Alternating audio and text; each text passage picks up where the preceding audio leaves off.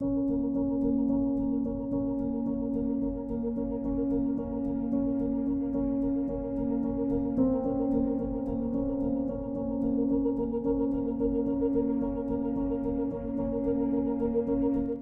episode sebelumnya, diperlihatkan pertemuan antara Haesung dan Hyungju, di mana saat ini Haesung menjadi guru les privat anak Hyungju. Haesung berniat dalam hatinya untuk gak membiarkan Yui memanfaatkan Hyungju seperti suaminya. Namun ternyata seiring berjalannya waktu, Yui dan Hyungju semakin dekat. Mereka bahkan melakukan kencan kedua dan Hyungju membelikan cincin berlian untuknya. Di sisi lain, Haesung sedang mengajar Junho, anaknya Hyungju. Junho harus belajar keras agar dia bisa masuk kuliah kedokteran. Ya, walaupun ayahnya menginginkan Junho masuk jurusan bisnis agar dia bisa mewarisi perusahaannya. Namun Junho punya keinginannya sendiri, di mana dia ingin meneruskan perjuangan kakeknya yang juga merupakan seorang dokter. Selesai ngedate, Yui mengantar Hyungju pulang ke rumahnya. Di sana Yui melihat Haesung keluar dari rumah Hyungju dan dia bertanya-tanya tentang hal itu.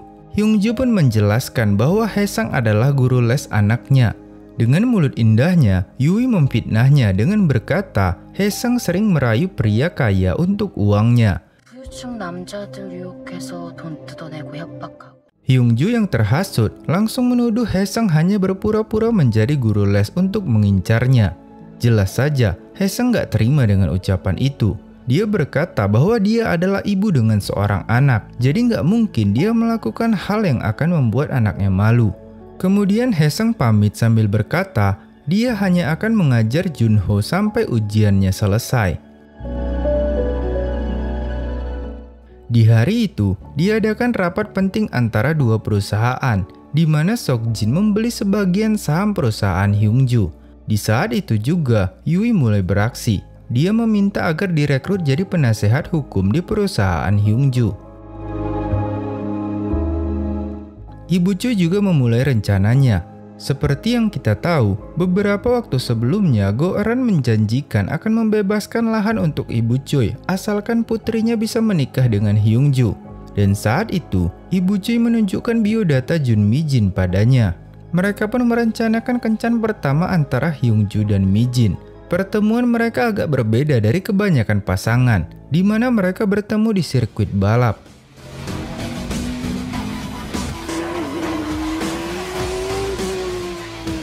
Di sisi lain, Yui diterima dengan mudah menjadi penasehat hukum di perusahaan Hyungju. Sore itu harusnya Hyungju dan Yui bermain golf bersama. Namun karena Hyungju ada di tempat lain, jadi dia nggak bisa hadir di sana.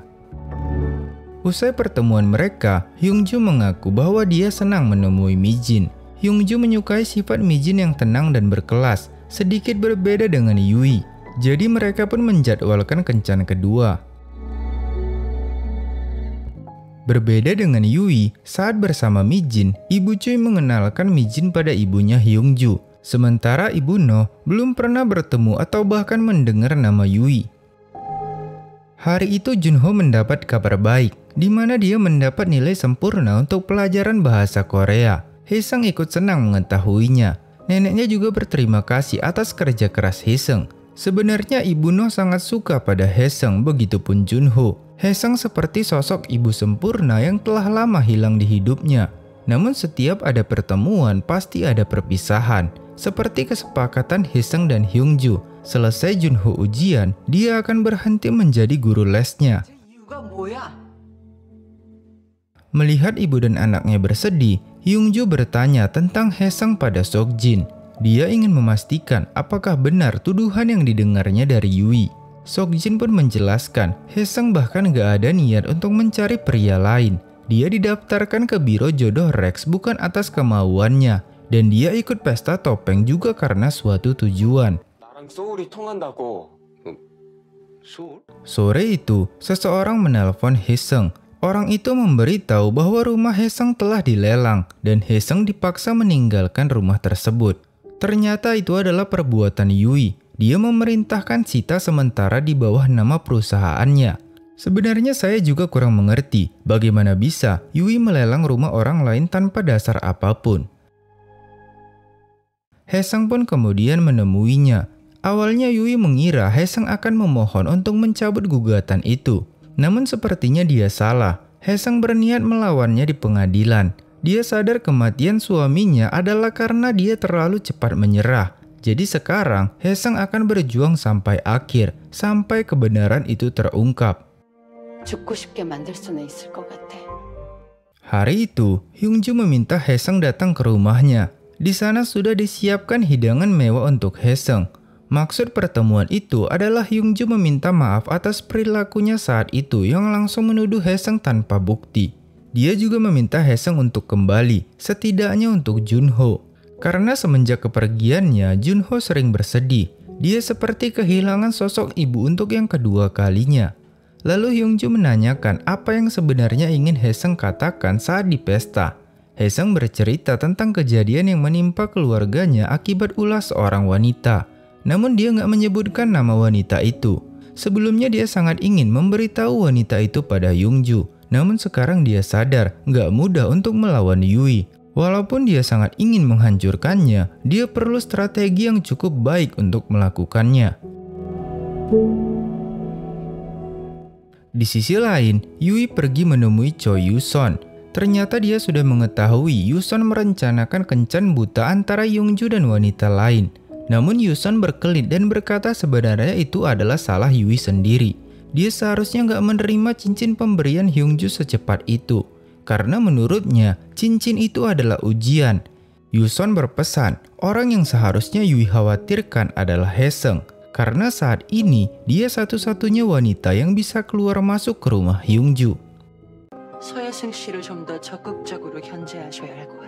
Kejadian serupa juga terulang pada Haesung, di mana Hyungju membelikannya mobil mewah sebagai permintaan maaf. Namun Haesung yang memang gak mengharapkan harta apapun, jelas menolak pemberiannya. Yui terus kepikiran dengan perkataan Yuson. Dia pun mengirim pesan dan mengajak Hyungju untuk bertemu. Namun Hyungju mengabaikan pesan darinya. Sepulangnya dari sekolah, Junho seperti melihat sesuatu. Kemudian di malam itu Hyungju menghubungi Haesung. Dia berkata Junho belum pulang ke rumah dan HP-nya nggak bisa dihubungi. Haesung pun langsung mencarinya dan berhasil menemukan Junho sedang duduk di pinggir jalan. Sebenarnya yang dilihat Junho tadi adalah ibunya. Sebelumnya ibunya meminta Junho untuk datang ke rumahnya. Namun saat itu Junho melihat ibunya seperti sudah bahagia bersama pria lain. Jadi Junho nggak mau mengusik kebahagiaannya. Karena pesannya nggak digubris, Yui langsung datang ke rumah Hyungju. Di sana dia mengembalikan cincin pemberian Hyungju.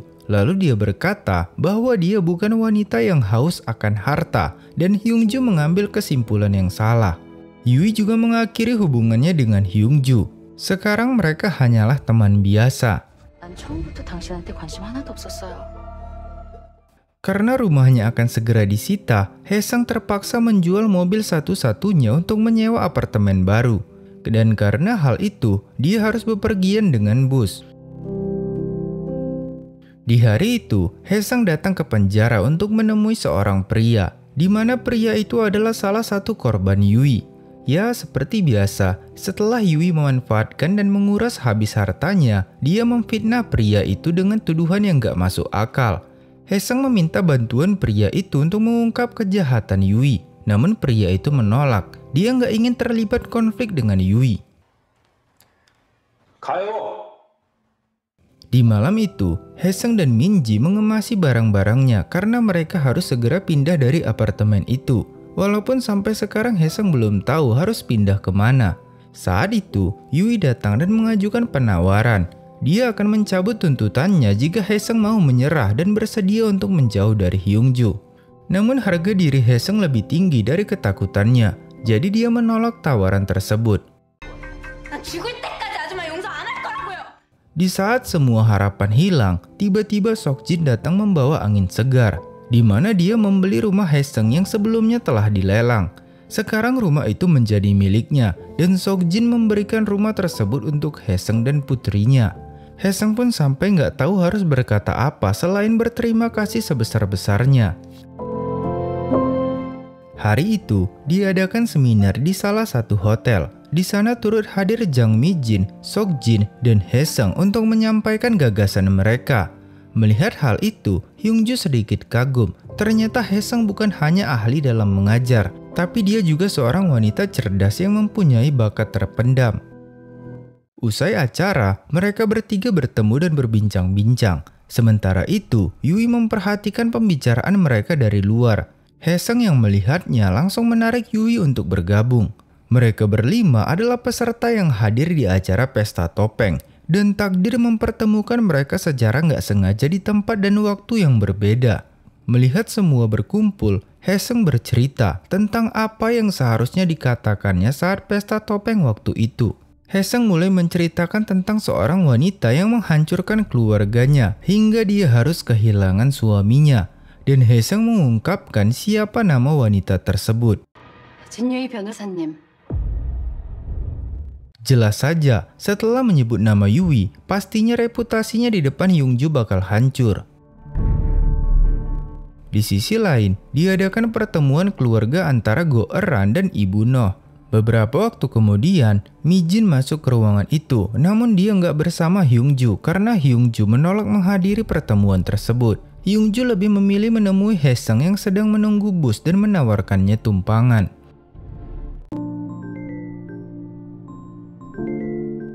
Di pemakaman keluarga, terlihat Yui datang ke sana guna menemui Pil-yong.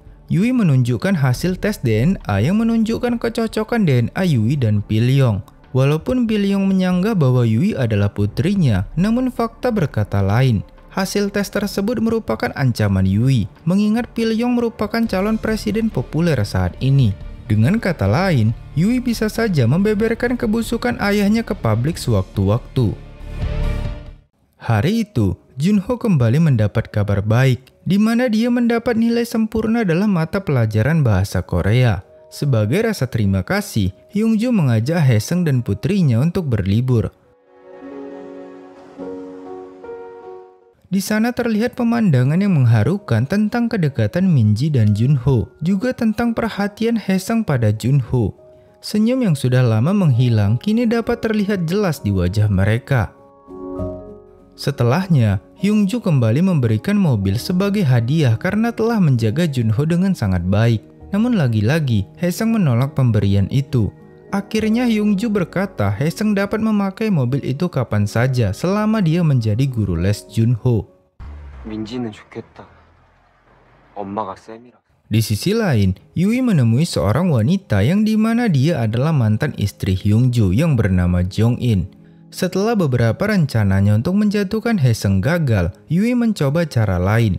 Yui memberitahu padanya bahwa saat ini putranya sedang dekat dengan seorang wanita. Yui juga menjelek-jelekkan Haesung dengan berkata kedekatannya dengan Junho hanyalah sandiwara agar dia bisa menguras kekayaan Hyung-ju. Di malam itu, Yuson mengatur pertemuan antara Sok-jin dengan Haesung dan Hyung-ju dengan Mi-jin. Tujuannya adalah agar Haesung menjauh dari Hyung-ju dan Hyung-ju bisa lebih dekat dengan Mi-jin. Dengan begitu, Yuson bisa mendapat keuntungan yang dijanjikan Go-eun. Hyung-ju terlihat sedikit cemburu melihat kedekatan Haesung dan Sok-jin. Mungkin saat ini tanpa disadari hatinya telah jatuh pada Haesung. Namun sebenarnya Haesung udah nggak memiliki perasaan pada masa lalunya itu. Ya walaupun Sok-jin masih berharap mereka bisa mengulang saat-saat dulu. Setelah mendengar hasutan Yui, keesokan harinya Jong-in datang ke rumah mantan suaminya. Saat itu Haesung baru selesai mengajar Junho. Melihat Haesung, Jong-in langsung memakinya. Dia mengira Haesung adalah penyebab Junho menjauh darinya. Hyung-ju pun mulai berusaha menghentikan ocehan mantan istrinya tersebut. Hyung-ju juga mulai terbawa emosi. Dia mengancam Jong-in agar jangan pernah menemui Junho lagi. Setelah insiden itu, Hyung-ju mengajaknya minum bersama. Selama ini, Hyung-ju sebenarnya selalu berusaha melupakan Jong-in dari pikirannya. Jong-in adalah orang yang telah membuatnya trauma, sampai-sampai dia nggak pernah terpikir untuk menikah lagi. Tapi mungkin saat-saat terburuk dalam hidup Hyungju akan segera berakhir. Hyungju berkata, jika Haesung butuh apapun, dia siap membantunya. Di sana Haesung pun berkata dia butuh bantuan Hyungju.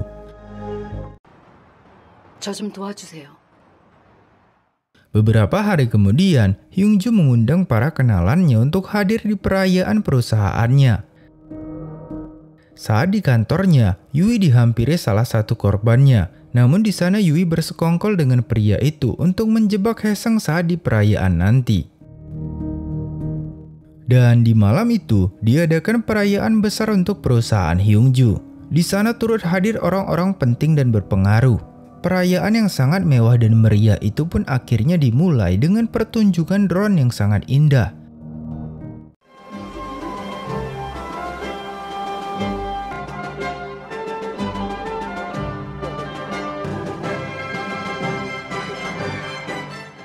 Hyungju sendiri yang membuka acara tersebut. Dia memperkenalkan anggur yang hanya dibuat 50 botol per tahunnya dan memberikan kesempatan mencicipi anggur tersebut untuk para tamu istimewa.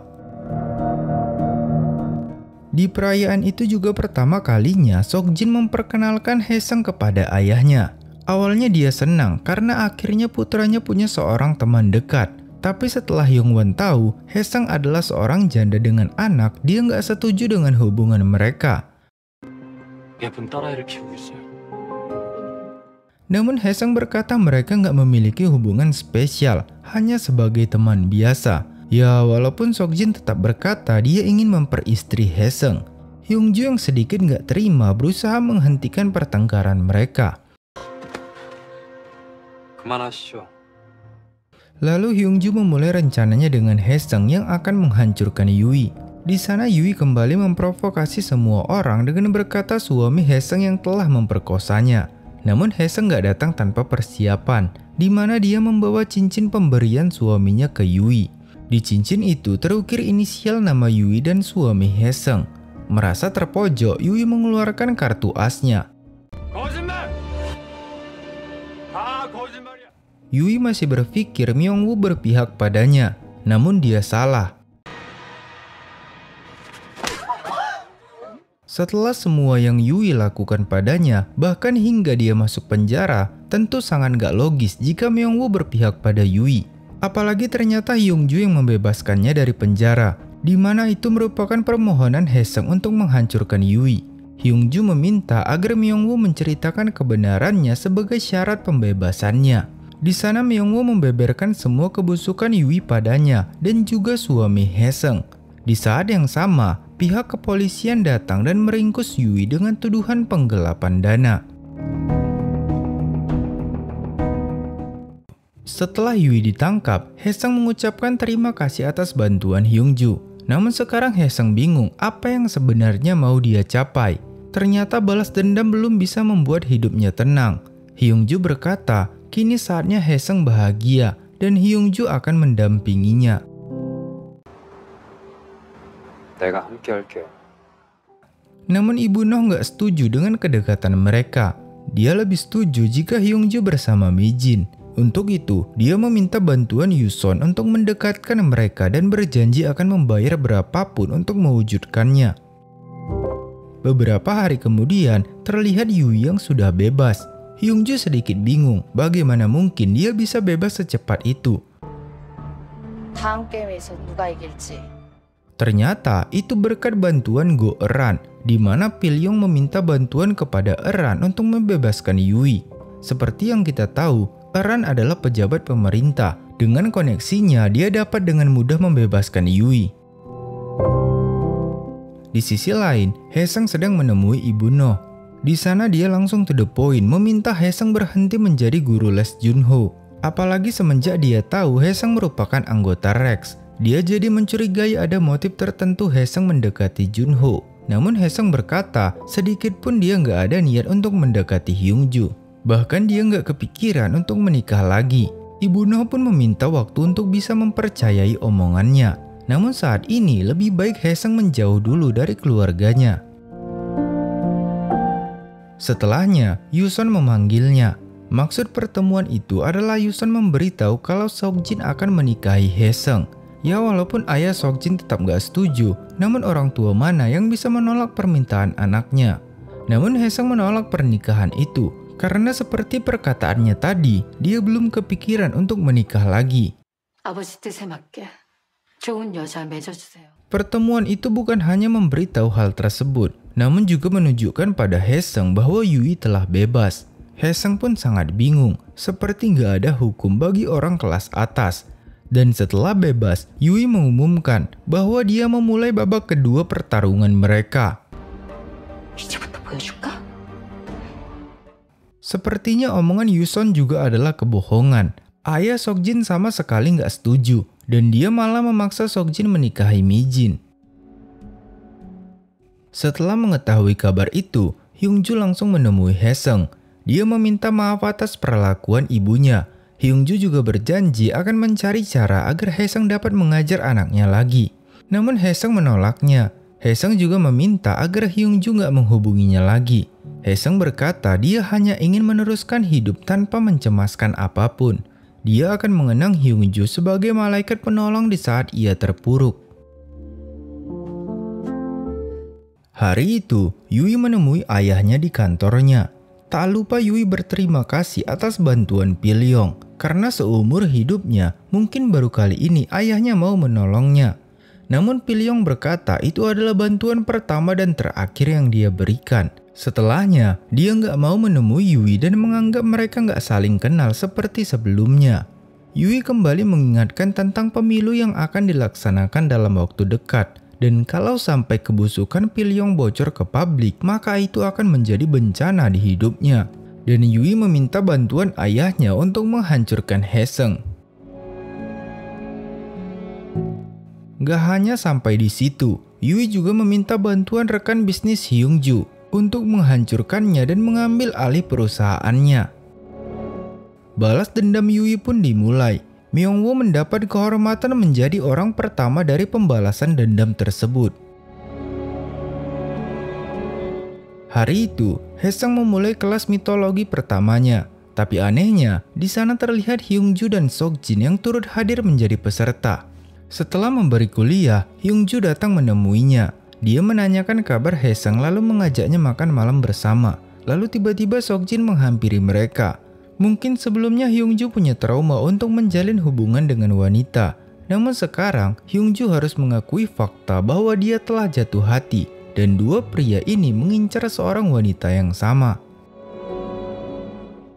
Di malam itu, diadakan pertemuan rahasia antara Yui dan Sang-jae dan juga seseorang yang sudah kita kenal yaitu Jung-in. Ternyata selama ini Jung-in berselingkuh dengan teman suaminya sendiri. Di sana mereka berdua setuju untuk bergabung dengan Yui untuk mengambil kepemilikan Hibul. Di sisi lain, Yongwon terus memaksa anaknya untuk menikahi Mijin dan dia berjanji akan mewariskan semua hartanya pada Seokjin. Mengingat saat ini Seokjin adalah putra tunggalnya dan sebenarnya permintaan ayahnya hanyalah agar Seokjin menikah dengan gadis yang jelas asal-usulnya dan keluarganya. Namun Seokjin belum memberikan jawaban. Ibarat musuh dalam selimut, Yuson berkata Seokjin dapat menikahi Haesung dan dia akan menangani Hyungju. Tapi dengan syarat, semua warisan Seokjin harus jatuh ke tangannya. 포기해요. Seperti biasa, pagi itu Haesung membuatkan anaknya sarapan. Dan dengan pelukan hangat ibunya, Minji pergi ke sekolah. Di televisi tersebar berita tentang kematian Myungwoo yang ditemukan tewas di Sungai Han. Myungwoo dikabarkan bunuh diri. Sebelumnya, dia sempat mengirim pesan ke stasiun berita dan mengungkapkan bahwa dia dipaksa bersaksi palsu terhadap Yui oleh Hyungju.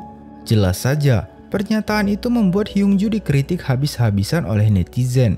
Hal itu juga menyebabkan saham perusahaannya yang tersebar di seluruh dunia menurun drastis. Dalam rapat dewan, Hyungju diminta untuk mundur sampai keributan mereda dan mereka sepakat menunjuk Choi Sang-jae sebagai pengganti sementara. Mendengar kabar itu, Haesung berniat menemui Hyungju, namun dia dicegah oleh Ho-chan yang berkata saat ini Hyungju sedang sangat sibuk. Keesokan harinya, Hyungju menemui Pilyong. Mengingat Pilyong adalah orang yang sangat berpengaruh, Hyungju memohon bantuannya agar perusahaan-perusahaan yang telah menanam saham di Hibul tidak menarik sahamnya. Pilyong pun setuju untuk membantunya, namun dengan satu syarat, yaitu Hyungju harus menikahi Yui. Karena dengan menikahi Yui, Hyungju seakan mencabut akar permasalahan dan posisi Pilyong juga bakal aman. 쓸데없이 여자 때문에 이 사단이 났지 않나?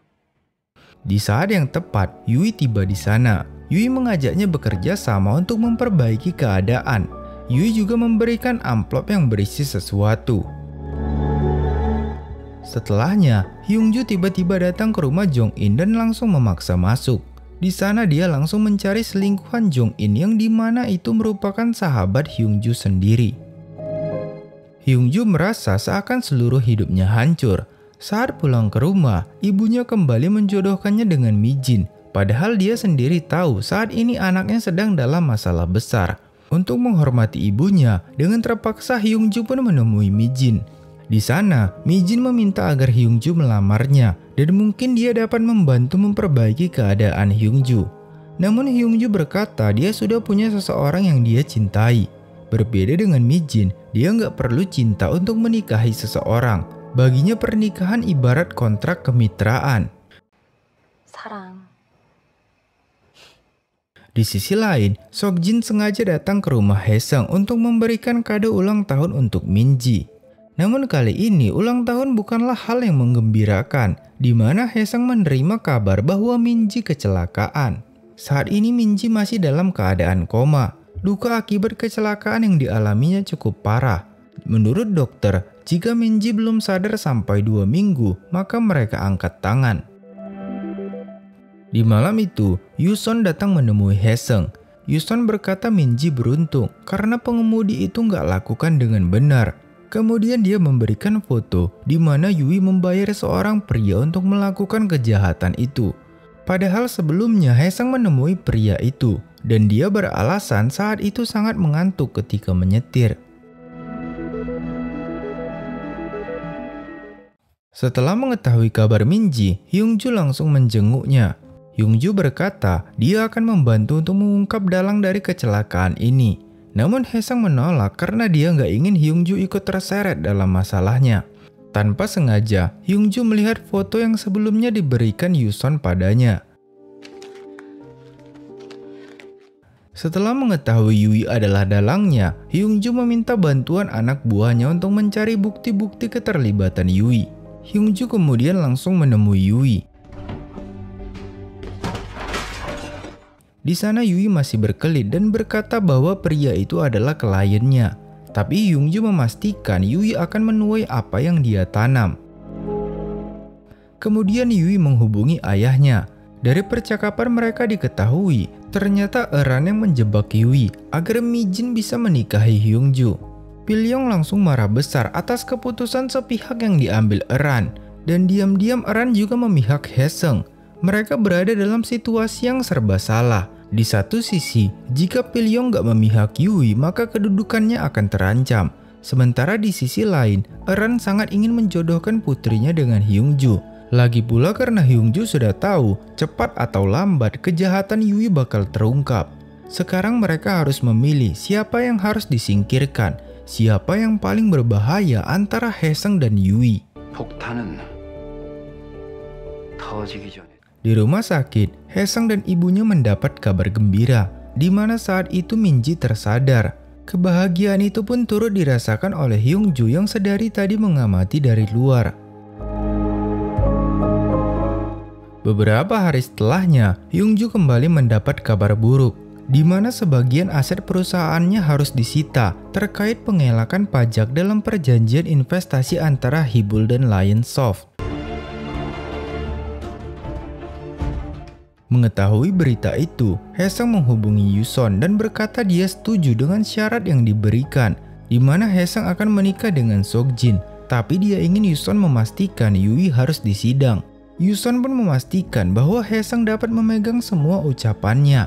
Namun Haesung meminta waktu beberapa hari untuk memutuskan, dan dia meminta Yuson merahasiakan percakapan mereka. Setelahnya, Haesung dan Seokjin pun bertemu. Haesung meminta Seokjin untuk membantu Hyungju karena dia nggak sanggup membiarkan Hyungju melewati semua ini seorang diri. Lalu tiba-tiba Haesung mengajaknya menikah. Ya, walaupun sebenarnya Haesung ragu apakah mereka bisa bahagia seperti dulu saat masih menjadi kekasih. 다시 행복해질 수 있을까? Namun Seokjin gak peduli, walaupun saat ini hati Haesung milik pria lain, menurutnya dia hanya tinggal merebutnya kembali.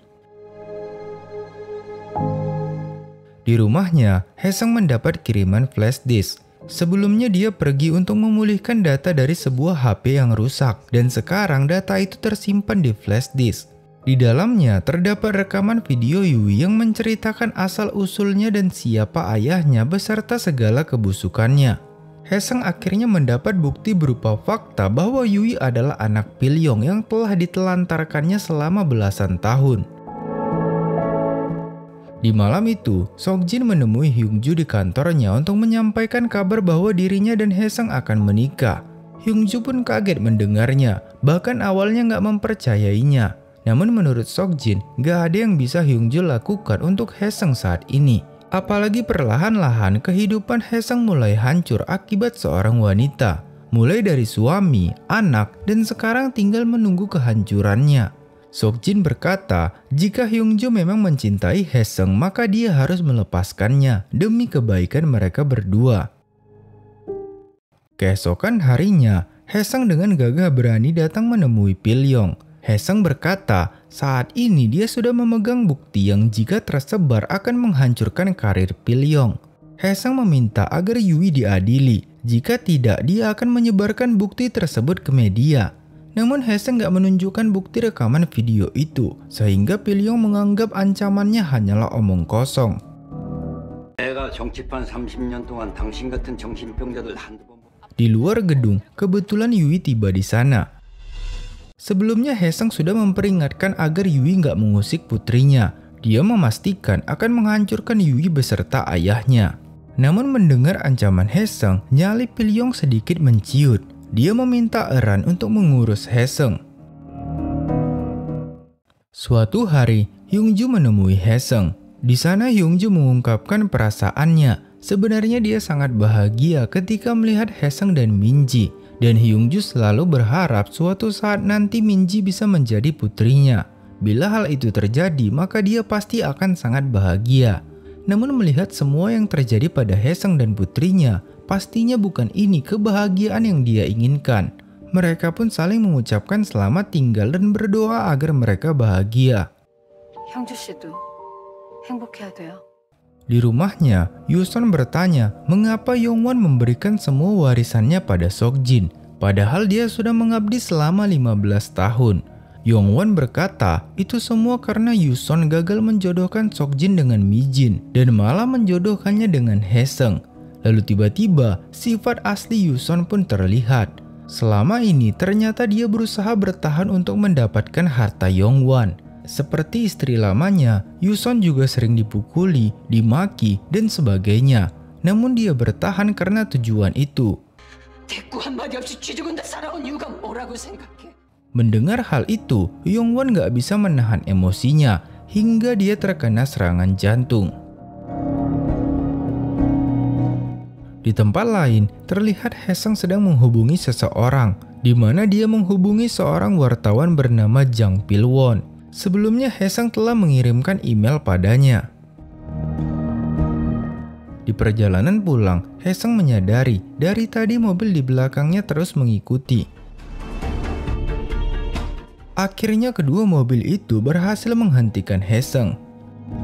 Di sisi lain, keluarganya mulai khawatir karena hingga larut malam Haesung belum kembali dan ponselnya nggak bisa dihubungi. Hyungju juga berada di sana untuk membantu. Dan seperti dugaan, pelaku penculikan itu adalah Go Eran. Dia mengambil beberapa foto dan mengirimkannya ke Pilyong. Dengan sadisnya, dia menghancurkan mobil tersebut bersama Haesung di dalamnya. Rekaman video tersebut juga dikirimkan ke Yui, dan Pilyong meminta agar Yui nggak pernah muncul lagi di hadapannya. Sampai pagi hari, Hyungju belum mendapat informasi tentang keberadaan Haesung. Lalu tiba-tiba, Haesung mengirim pesan ke ponselnya. Malam harinya, Hyungju mengajak Yui bertemu. Di sana Hyungju sudah menyiapkan sebuah ruangan untuk konferensi pers. Hyungju berkata dia akan mengumumkan pernikahannya dengan Yui. 오늘 우리 결혼 발표할 거예요. Hyungju juga sudah menyiapkan pakaian untuk Yui. Ini seperti mimpi baginya. Tiba-tiba saja Hyungju mengajaknya menikah, bahkan sudah menyiapkan segala perlengkapannya. Di hadapan para wartawan, Hyungju memulai konferensi pers tersebut. Lalu Hyungju menunjukkan berita yang tersebar di televisi tentang terkuaknya kejahatan dan kebusukan Pilyong. Diberitakan, Pilyong selama ini punya putri di luar nikah, yaitu Jin Yui. Hal yang lebih mengejutkan, ada korban melaporkan bahwa Pilyong terlibat percobaan pembunuhan dengan Yui sebagai kaki tangannya. 이 여자 진유입니다.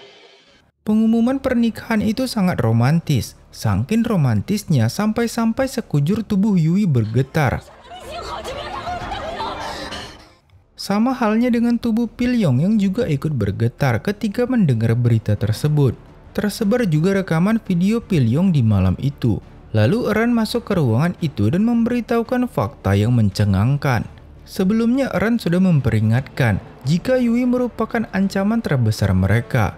Namun Pilyong mengacuhkannya dan malah menganggap Haesung ancaman terbesarnya. Tiba-tiba muncullah Haesung yang masih dalam keadaan sehat walafiat. Lalu kita diperlihatkan kejadian di malam itu, di mana Eran memberitahu Haesung bahwa dia diminta untuk membunuh Haesung. Tapi semua itu sudah terlambat karena Haesung telah menyerahkan bukti rekaman video Yui ke wartawan. Walaupun Haesung mati, kebusukan Pilyong tetap akan terkuak. Dan dengan kematian Haesung, polisi akan mengambil kesimpulan bahwa Pilyong terlibat. Untuk itu, Eran menyelamatkan dirinya dari kehancuran. Sebenarnya hanya Pilyong yang bisa menghentikan Yui, namun dia dibutakan oleh kekuasaan sehingga malah Yui yang memanfaatkannya. Semua yang dibangunnya dengan susah payah ternyata dapat hancur dalam sekejap. Pilyong pun ditahan atas dugaan pembunuhan terhadap Haesung dan halangi keadilan.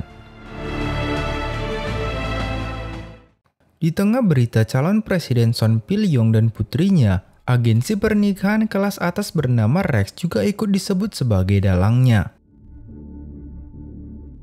Di sisi lain, Haesung yang telah 2 kali memenangkan pertempuran menemui Yui di penjara. Haesung sebenarnya kasihan padanya karena Yui bertindak seperti ini akibat perbuatan ayahnya dulu yang telah membuang dia dan ibunya. Dendam itu yang membuatnya berjuang untuk bertahan hidup sampai saat ini. Namun di balik itu semua, Yui merasa senang karena pada akhirnya tujuan hidupnya untuk menghancurkan Pilyong akhirnya terwujud, walaupun bukan dengan cara yang dia inginkan. 인간은 누구나 가지지 못한 걸 욕망하게 되어 있는. Dendam yang dimaksud juga dirasakan Choi Yu-son. Selama 15 tahun, Hyungwon sering memukul, memaki, dan memperlakukannya tidak seperti manusia. Namun untuk membalas dendam, Yu-son mencoba bertahan dan berniat sewaktu-waktu akan merebut semua dari suaminya. Keesokan harinya, dilangsungkan pernikahan antara Seokjin dan Haesung. Dengan disaksikan para tamu undangan, kedua mempelai itu tampak begitu serasi. Tapi seluruh penonton dibuat tercengang, karena ternyata itu bukan pernikahan Seokjin dan Haesung, 이젠 행복해야 돼. melainkan Haesung dan Hyungju. Dengan gentlenya, Seokjin merelakan orang yang sangat dia cintai menikah dengan orang yang dicintainya.